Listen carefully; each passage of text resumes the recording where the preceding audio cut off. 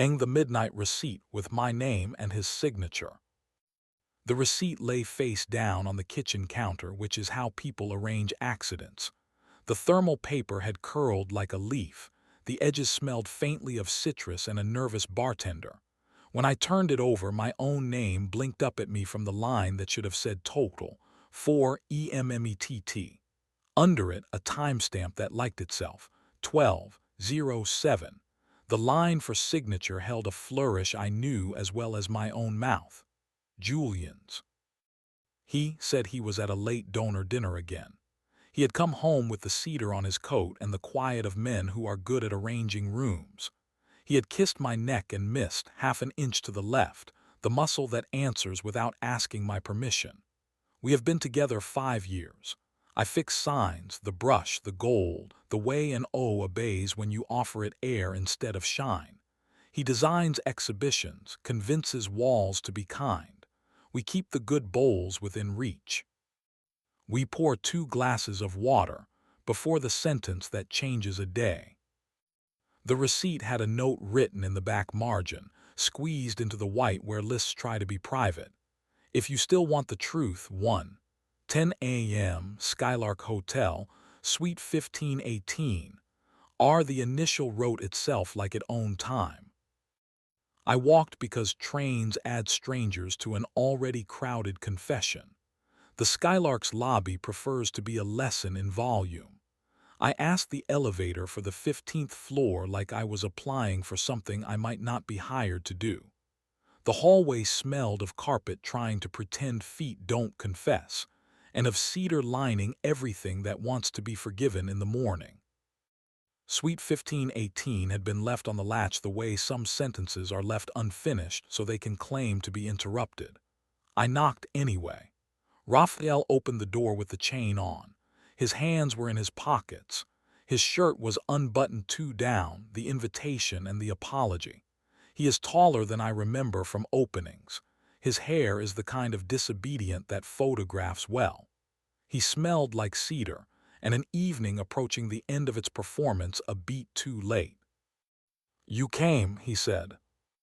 "You wrote my name," I said, and held up the receipt which had learned a curl and a destiny. "That's persuasive."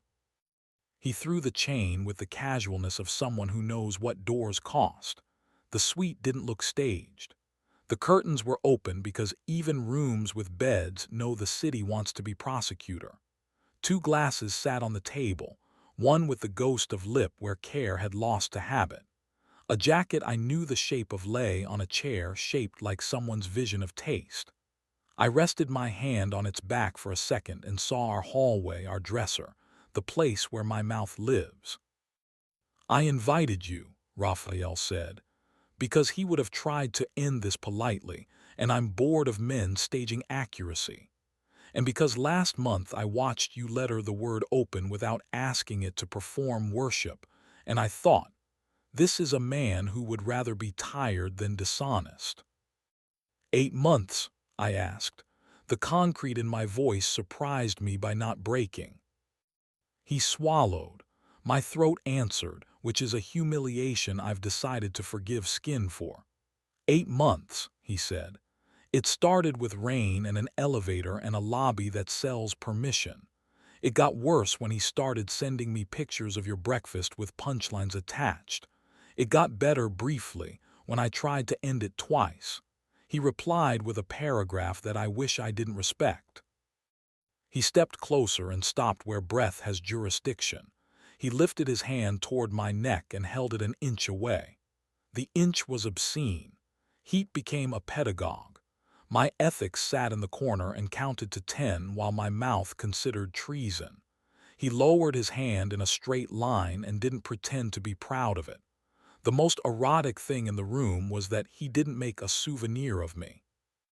The door opened. Julian came in with the face he keeps for donors who think the museum is a mirror. He saw me, saw Raphael, saw the bed, didn't look at it, saw the glasses and the jacket and the inch of air that still had temperature.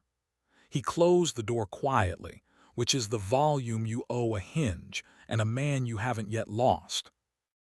"Okay," he said, and the word sat between us in a chair of its own. "You could have kept the receipt out of our kitchen," I said. "You chose not to." "I chose incompetence," he said, and I loved him for finding the right noun. I cheated. I told myself it was weather. I told myself home is a noun that survives rain. I told myself you are patient and that patience is elastic. None of those sentences survived contact with morning. Raphael had moved near the window with the kind of courtesy most people mistake for charm. He didn't reach for his hair. He didn't look at his watch.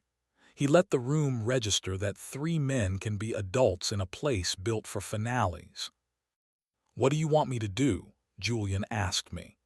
"The courage to put your desire in that grammar is unsexy and rare." "You'll end it," I said. "You'll sleep on the couch we refuse to call a guest anything. Next week you'll tell me what this was twice. Once with the cleverness you get paid to orchestrate, once with small words. I will decide what my hands can hold without lying to my wrists." "I'll do that," he said. He didn't step toward me. I loved him and hated him for learning some lessons too late and some exactly in time. Raphael exhaled. He came closer again, stopped at that inch that insists on being a country, and put his mouth near my ear without touching it. The heat of it rearranged furniture. "Thank you for not kissing me," he whispered. "We both would have called it the wrong thing for the right reason." He left. He didn't shut the door like punctuation. He shut it like information. The air corrected itself. Julian and I sat because standing looked too much like theater. The glasses sweated on behalf of everyone. I put the receipt on the table and pressed the curl flat the way you press a lie so you can read it. "I'm not leaving tonight," I said. "We are walking home without touching.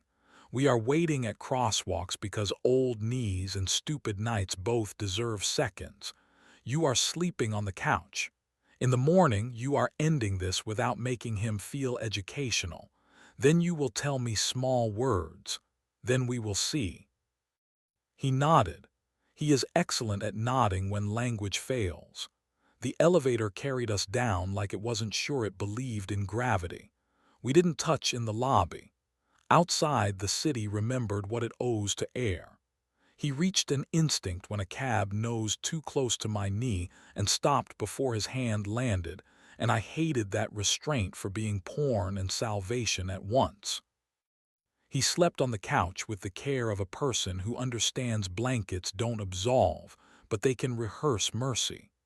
I slept in our bed and woke like someone who had disassembled a device and wasn't sure if it had ever been live. In the morning, he made tea and left the cup on the table, which is how adults apologize when sorry would ruin the furniture. He ended it.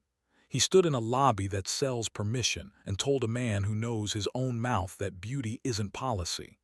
He came home smelling like nothing, which is the cologne I will accept for the rest of my life. He told me the truth twice.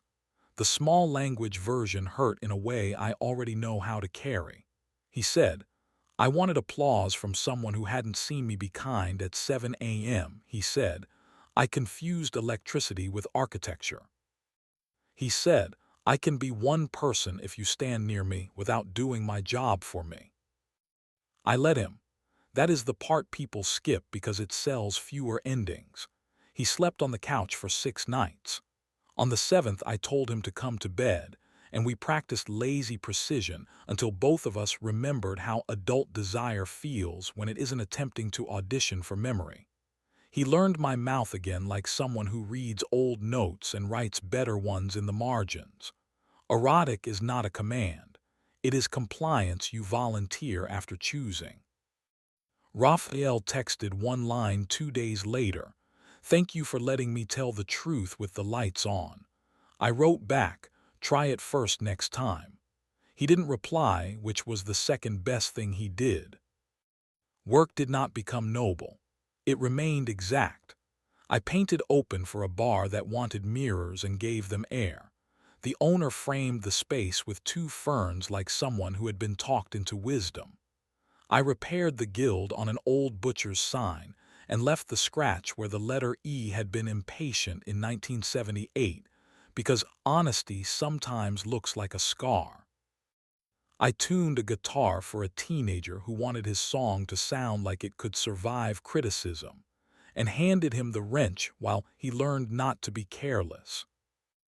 A week later, I saw Raphael outside the museum. He looked smaller. Maybe my anger had stopped making him tall. He said hello without trying to be immoral. He did not smell like cedar.